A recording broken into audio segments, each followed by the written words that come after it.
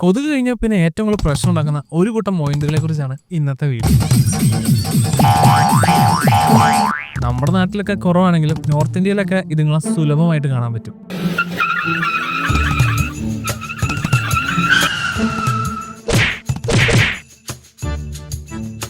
ഇന്റർനെറ്റിൽ ഇവരെ റിത്താടെന്നും കാറുകളുടെ കയറ്റം എന്നാണ് വിളിക്കുന്നത്.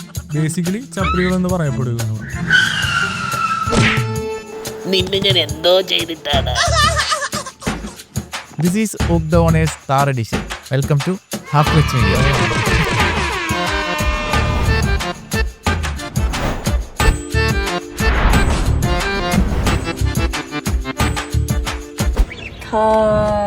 രാം കൃപ ആനന്ദൻ ആരാന്നല്ലേ താറ് ഡിസൈൻ ചെയ്ത ഒരു സ്ട്രോങ് വുമൺ ആണ്.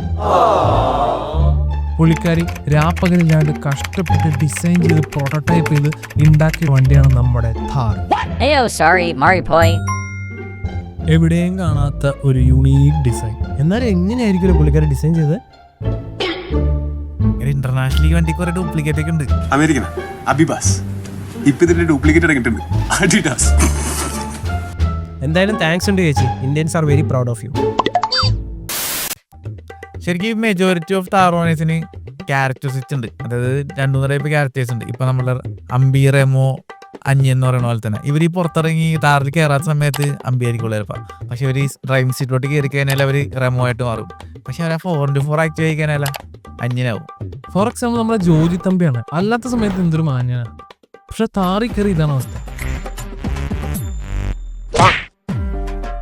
ഇവൻ നമ്മുടെ ബാനിഡോസിന്റെ മുർഷിദ് ബാനിഡോസ്, പുള്ളിയും ഇത് തന്നെയായിരുന്നു അവസ്ഥ. അതെ, കേരളം മൊത്തം ട്രെൻഡിങ് ആയിരുന്നു ഒരു ദിവസത്തായിട്ട്. പുതിയ വാഹനം ഡാം സൈറ്റിലിറക്കി ബോധപൂർവം മറിച്ചിട്ട് ദൃശ്യങ്ങൾ പ്രചരിപ്പിച്ചു. കേസൊക്കെ ആയി ഭയങ്കര ഫേമസ് ആയി. എല്ലാ ന്യൂസ് ചാനലിലും വന്നു. ഇവര് ഫേമസ് ആയതുകൊണ്ട് ഇതൊക്കെ നമ്മുടെ ന്യൂസിലൂടെ അറിഞ്ഞു, അല്ലെങ്കിൽ. പക്ഷെ ഇവർ ഈ പ്രൈവറ്റ് പ്രോപ്പർട്ടിയിലും ഈ പറമ്പിലൊക്കെയാണ് ഇങ്ങനത്തെ എന്റർടൈൻമെന്റ്സ് ഒക്കെ ചെയ്യണത്. പക്ഷെ അന്ന് നോർത്ത് ഇന്ത്യയിൽ അത് റോട്ടിലാണ്, അവിടെയാണ് പ്രശ്നം.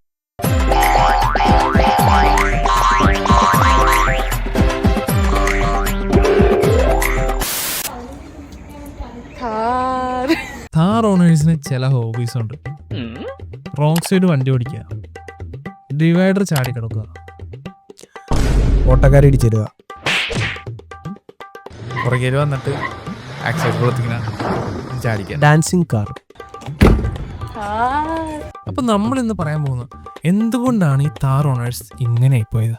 90% ഓഫ് താർ ഓണേഴ്സ് ഇന്ത്യയിൽ നന്നായിട്ട് തന്നെയാണ് യൂട്ടിലൈസ് ചെയ്യണ വണ്ടിയാണ്. പക്ഷെ ബാക്കിയുള്ള 10% എസ്പെഷ്യലി നോർത്ത് ഇന്ത്യസ്, അത് ശരിക്കും നിങ്ങൾ കാണേണ്ട വീഡിയോസ് തന്നെയാണ്. നമുക്ക് കുറച്ച് വീഡിയോസ് കണ്ടുനോക്കാം. പെണ്ണിനിടിക്കാൻ പോകുന്നു. പെണ്ണിന് മാത്രമല്ല, ഇത് പ്രായമുള്ള ആളൊന്നല്ല, 25 വയസ്സുള്ള പേര് ഓടിച്ചേക്കണേ. എന്താ പക്ഷെ ഇത് കൂളാണെന്നാണ് ഉമ്മാരുടെ വിചാരം. ഒരിക്കലും അല്ല. 4x4 ഇതവൻ തന്നെയല്ലേ? അല്ല അല്ല, വേറെ വണ്ടിയാ. അല്ലടാ, അവൻ തന്നെയാണ്. കണ്ടം ചാടി ഓടുക, പിന്നെ വീഴാൻ പോയി. സർവൈവൽ സ്കില്ലാണ്. അത് റോഡ് ബ്ലോക്ക് ചെയ്തിട്ട് എന്താ ഉദ്ദേശിക്കുന്നത്? മാസാണ് മാസ്. ചിന്ത മോനെ വട്ടമിട്ട് സൈഡൊക്കെ പൊക്കണത് അറിയോ? എന്റെ അമ്മ, ഓടിക്കാൻ കൺട്രോൾ പോയിട്ട് ഫ്രണ്ടിലെ വണ്ടി ഇടിച്ചെങ്കിൽ എന്താ അവൻ പൊടി തട്ടി പോവും. അതിന് ഫ്രണ്ടിൽ പോണ വണ്ടി ഏതാന്ന് നോക്കി ഇവരങ്ങനെ സേഫ്റ്റി ഒന്നും നോക്കണില്ല. നാട്ടുകാരൊന്നും ഇതൊക്കെ പ്രശ്നമല്ല. തന്നെ താറ് കിട്ടിക്കഴിഞ്ഞാൽ ഇങ്ങനെയൊക്കെയാണ് കാണിക്കേണ്ടതെന്നുള്ള ഒരു ധാരണ. ആ നേരത്തെ പറഞ്ഞ 10%-ല് ഒരു 2-3% വീഡിയോകളാണ് നിങ്ങൾ കണ്ടേക്കുന്നത്. ഇപ്പൊ കൂടുതലും റോഡൊന്നും വേണ്ട നമുക്ക്. ഓ, അത് കാണിക്കാൻ വേണ്ടിട്ടാണ്. എനിക്ക് ഓവർടേക്ക് റോഡും വേണ്ട, നീ ഫ്രണ്ടിൽ ലൈനും വേണ്ട.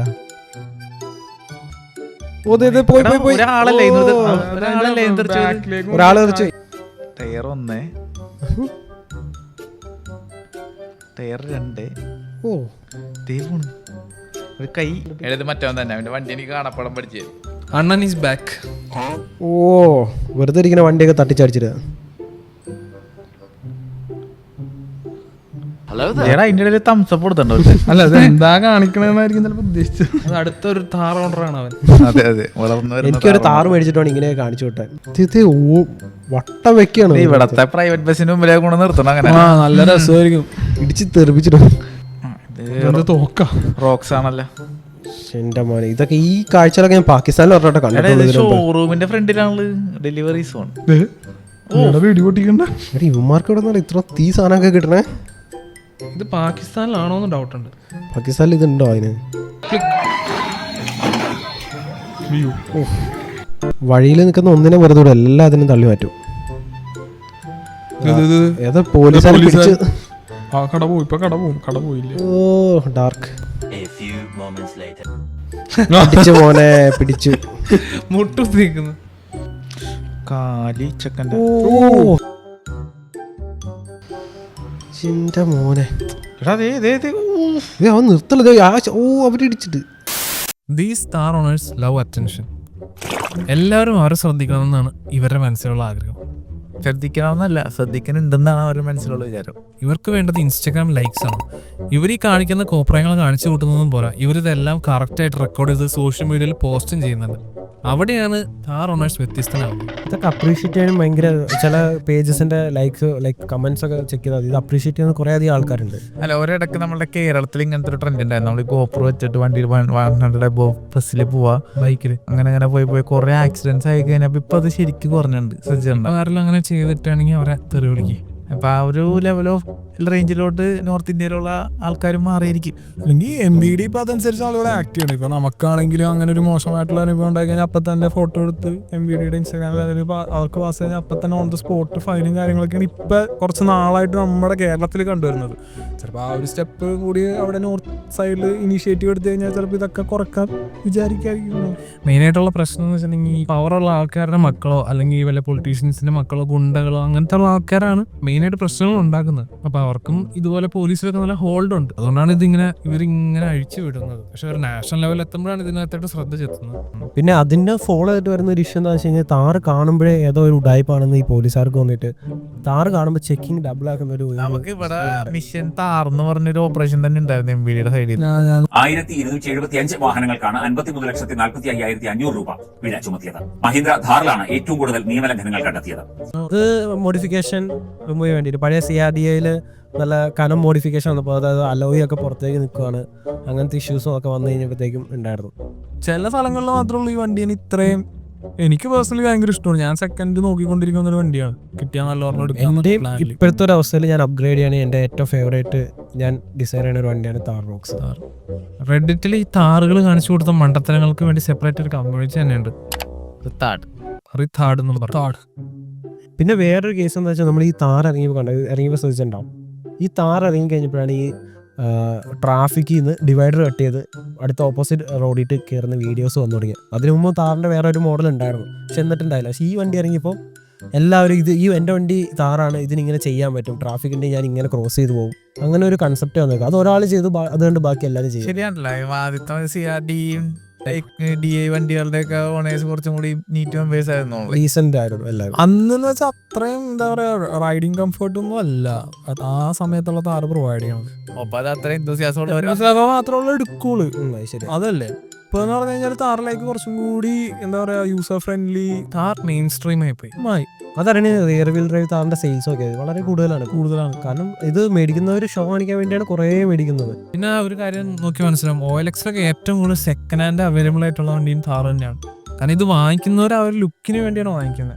പിന്നെയാണ് ഇവർ തിരിച്ചറിയുന്നത് ഇതൊരു ലാഡർ ഫ്രെയിം വണ്ടിയാണ്, കംഫർട്ട് കുറവാണ്, അതുപോലെ ഹാൻഡ്ലിങ് അതിനനുസരിച്ച് അത് കോംപ്രമൈസ്ഡ് ആണ്. പിന്നെ ആഗ്രഹത്തിന്റെ പുറത്തെടുക്കണവരുണ്ട്, അവരത് പക്ഷേ ആ രീതിക്ക് തന്നെ കൊണ്ടുനടക്കുകയും ചെയ്യാണ്ട്. മഹീന്ദ്രയുടെ വണ്ടികൾക്ക് ജനറലി ഉള്ള കുറച്ച് ചീത്തപ്പേരാണ് താറിയിട്ടും വന്നത്. ഇപ്പൊ മഹീന്ദ്രയുടെ സ്കോർപിയോ കുറച്ച് ഗുണ്ട, അത് എല്ലാവരും അങ്ങനെയാണ്. അവിടെയൊക്കെ ഒരു മാഫിയക്കാർ എന്നാണ് അറിയപ്പെടുന്നത്. അത് അത്രേ ഉള്ളൂ. കാര്യം ഏതൊരു ഇതിൽ പറഞ്ഞിട്ടുണ്ട്, ഹോണ്ട സിറ്റിയിൽ വരുന്ന ആൾക്കാർ മാന്യന്മാരാണ്, ഏതെങ്കിലും ഒരു വില്ലൻ ഹോണ്ട സിറ്റിയിൽ വന്നിറക്കിക്കൊണ്ടിട്ട് സാറൊരു മാന്യനാണ്. പിന്നെ മറ്റേ നടന്മാർക്ക് ഇടിച്ചു പൊളിക്കാൻ വേണ്ടി ടാറ്റ സുമോ. അംബാസിഡർ ആണെങ്കിൽ ഒരു പൊളിറ്റീഷ്യൻ, നമ്മുടെ ഓമിനെയാണെങ്കിൽ തട്ടിക്കൊണ്ട് പോകണ വണ്ടി. ടാറ്റ സുമോ ആണെങ്കിൽ നമ്മുടെ തമിഴ് സിനിമയിൽ ഗുണ്ടകൾ വരുന്ന വണ്ടി. ഹോണ്ട സിറ്റി ആണെങ്കിൽ മാന്യന്മാര്, ഡോക്ടർ. അതെ, അങ്ങനെയൊക്കെ വേറെ ഇത് കണ്ടമാനം ഉണ്ടാകും. നമ്മളത് ശ്രദ്ധിക്കാതെ പോകണോണ്ടായിരിക്കും. നമുക്കിപ്പോൾ നിങ്ങൾക്ക് അറിയാമെങ്കിൽ നിങ്ങളത് കമന്റ് ചെയ്യുക ബിലോയിൽ. ബേസിക്കലി മഹീന്ദ്ര ചെയ്തത് വളരെ നന്നായിട്ട് ഓഫ് റോഡ് പോകാൻ പറ്റുന്ന നല്ല കേപ്പബിലിറ്റീസ് ഉള്ള നല്ല സ്ട്രോങ് ആയിട്ടുള്ള ഒരു വണ്ടിയാണ് ലോഞ്ച് ചെയ്തത്. ഒരു ലൈഫ് സ്റ്റൈൽ വണ്ടി.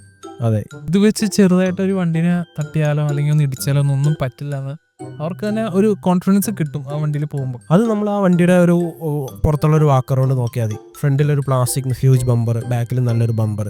ഏത് വണ്ടീനെ തട്ടിയാലും എന്തായാലും നമ്മുടെ വണ്ടി കാര്യമായിട്ടൊന്നും പറ്റൂല.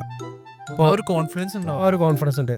ഇപ്പോൾ എവിടെ പോയി ഉരച്ചാലും ബമ്പറിൽ പ്ലാസ്റ്റിക്കിൽ കുറച്ച് സ്ക്രാച്ചസ് വരുമല്ലാതെ ബോഡിക്ക് ഡാമേജോ പെയിൻ ഡാമേജോ ഒന്നും തന്നെ ഇല്ല. ഏത് റോട്ടിലും ഈസി ആയിട്ട് നമുക്ക് ഹാൻഡിൽ ചെയ്ത് കൊണ്ടുപോകാൻ പറ്റും എന്നുള്ള ഗ്രൗണ്ട് ക്ലിയറൻസ് എല്ലാം അതൊരു അഡ്വാൻറ്റേജും ഭയങ്കര കോൺഫിഡൻസും ആണ് ഡ്രൈവറിന് ആവശ്യമാണ്. അത്ര ഹൈറ്റിലല്ലേ നമ്മൾ ഇരിക്കണത്. സ്റ്റോക്കിൽ തന്നെ 18 ഇഞ്ച് തന്നെ, ഇപ്പം തന്നെ ഓൾറെഡി അത്ര ഹൈറ്റ് ആയി. പിന്നെ എബോവ് ഓൾ ആ താറിൻ്റെ ഒരു മാച്ചോ ലുക്ക്, നമ്മൾ ആ വണ്ടിയിൽ ഇരിക്കുമ്പോൾ നമുക്ക് എന്തോ വന്നു ചേരുന്ന ഒരു ഫീൽ. അങ്ങനെ ഞാൻ പറഞ്ഞത് ലൈഫ് സ്റ്റൈൽ കാറാണെന്ന്. ഒരു ലൈഫ് സ്റ്റൈൽ പ്രൊഡക്റ്റ് മേടിക്കുന്ന പോലെയാണ് നമ്മൾ താറ് മേടിക്കുന്നത്. പക്ഷെ ഇത് തെറ്റായ കൈകളിൽ എത്തുമ്പോഴാണ് ഇഷ്യൂ ഒക്കെ വരുന്നത്. കേരളത്തിൽ ഏത് വണ്ടി എടുത്ത് നോക്കിയാലും ആവശ്യമില്ലാത്ത തരത്തിലുള്ള ഒരു മോഡ് ചെയ്തേക്കുന്ന ഒരു താറ് നമുക്ക് കണ്ടെത്താൻ ഭയങ്കര ബുദ്ധിമുട്ടായിരിക്കുള്ളൂ. എസ്പെഷ്യലി പുതിയ താറ് മിക്ക വണ്ടിയും അടിപൊളിയായിട്ട് തന്നെയാണ് ബിൽഡ് ചെയ്തേക്കുന്നത്. നല്ല ക്ലീൻ ബിൽഡ്സ്, എല്ലാ ക്ലീൻ സ്പെക്കായിട്ടാണ് അവർ ചെയ്തേക്കുന്നത്. ഗ്രില്ലാണെങ്കിലും ടയറാണെങ്കിലും എന്തും നമുക്ക് തന്നെ ഒരു ഇഷ്ടം തോന്നും. അതുകൊണ്ട് തന്നെയാണ് തോന്നുന്നത് നമുക്ക് ഈ താറ്, അതായത് സ്റ്റോക്ക് വണ്ടി കാണാൻ ഭയങ്കര ബുദ്ധിമുട്ടാണ് ഇപ്പം. ഇതിനകത്ത് സൊല്യൂഷൻ കൊടുക്കാൻ പറ്റുന്നത് ഈ താർ ഓണേഴ്സിന് തന്നെയാണ്. ഇപ്പം നോർത്ത് ഇന്ത്യയിലെ താർ ഓണേഴ്സ് ആയാലും ഇതേപോലത്തെ വീഡിയോസ് പോസ്റ്റ് ചെയ്യുന്നതിന് പകരം ഈ ക്ലീൻ ബിൽഡ്സും കാര്യങ്ങളൊക്കെ ഉണ്ട്. ബിൽഡ് ചെയ്തേക്കുന്നതിൻ്റെ യൂസ്ഫുൾ ആയിട്ടുള്ള വീഡിയോസ്, അതായത് ഇപ്പോൾ ഓഫ് റോഡ് പോകുമ്പോൾ അതിൻ്റെ വീഡിയോസ്, അല്ലെങ്കിൽ ക്യാമ്പിങ്ങിന് പോകുമ്പോൾ അതിൻ്റെ വീഡിയോസ്, അങ്ങനത്തെ ഈ വണ്ടിയുടെ കേപ്പബിലിറ്റി നല്ല രീതിയിൽ കാണിക്കുന്ന വീഡിയോസൊക്കെ ഷെയർ ചെയ്ത് കഴിഞ്ഞാൽ ബാക്കിയുള്ള ഓണേഴ്സിലും അങ്ങനത്തെ കാര്യങ്ങൾ ചെയ്യാനുള്ള ടെൻഡൻസി വരും. അപ്പോൾ അത് നല്ലൊരു ഡൈവേർഷൻ ആയിക്കോളൂ ഇവരുടെ mind settle. rather than promoting these negative contents നല്ലതിലേക്ക് ഫോക്കസ് ചെയ്യാനായിരിക്കും പറ്റുന്നത്. പിന്നെ ഏറ്റവും വലിയ കാര്യം എന്ന് പറഞ്ഞു കഴിഞ്ഞാൽ പേടിയില്ല. ഇവിടെ ഉള്ള പോലെയല്ല, അവിടെ അവന്മാർക്ക് ഒട്ടും പേടിയില്ല. നിയമത്തിനും പേടിയില്ല, ഈ നിയമപാലകരെയും പേടിയില്ല. അവിടെ പേടി ഉണ്ടാക്കാനായിട്ടുള്ള രീതിയിലുള്ള 2-3 കാര്യങ്ങൾ ഇപ്പോൾ നമ്മളുടെ പോലീസിൻ്റെ ഇൻസ്റ്റാഗ്രാമൊക്കെ ഭയങ്കര ആക്റ്റീവാണ്. അതേപോലെ അവരും ആക്റ്റീവായി ഇതേപോലത്തെ ചെയ്യണവന്മാർ കാണിച്ചിട്ടുള്ള വീഡിയോസൊക്കെ ഇട്ട് അവരെ നശിപ്പിച്ചാൽ കഴിഞ്ഞാൽ കുറച്ചും കൂടി ആൾക്കാർക്ക് ചെയ്യാനുള്ള ടെൻഡൻസി കുറയും. Basically be a responsible citizen and a responsible driver too. താറൊരു നല്ല വണ്ടിയാണ്, നമ്മളുടെ എല്ലാവരുടെയും ബക്കറ്റ് ലിസ്റ്റിലുള്ള വണ്ടിയാണ്. നമ്മളുടെ മാത്രമല്ല, നമ്മളുടെ വീട്ടിലുള്ളവരുടെയും ബക്കറ്റ് ലിസ്റ്റിലുള്ള വണ്ടിയായിരിക്കും. അപ്പോൾ താറിന് ഒരിക്കലും താത്തി കിട്ടുക എന്നുള്ളതല്ല ഈ വീഡിയോയുടെ ഉദ്ദേശം. കേരളത്തിലുള്ള താർ ഓണേഴ്സ് എല്ലാവരും തന്നെ നല്ല രീതിയിലാണ് ഈ വണ്ടിനെ യൂട്ടിലൈസ് ചെയ്യേണ്ടതും ഈ വണ്ടിയുടെ എല്ലാ തരത്തിലുള്ള യൂസ്ഫുൾ ആയിട്ടുള്ള കാര്യങ്ങളൊക്കെ തന്നെ അവർ നല്ല രീതിയിൽ മാക്സിമം യൂട്ടിലൈസ് ചെയ്യുന്നുണ്ട്. പക്ഷെ നേരത്തെ പറഞ്ഞ 10% ആൾക്കാരാണ് മെയിനായിട്ട് ഈ വണ്ടിനെ ഈ ഒരു തരത്തിലേക്ക് കൊണ്ടു നടക്കുന്നത്. സോ ആസ് എ മലയാളി നമ്മുടെ താർ കമ്മ്യൂണിറ്റീനെ ഓർത്ത് ഞാൻ പ്രൗഡാണ്.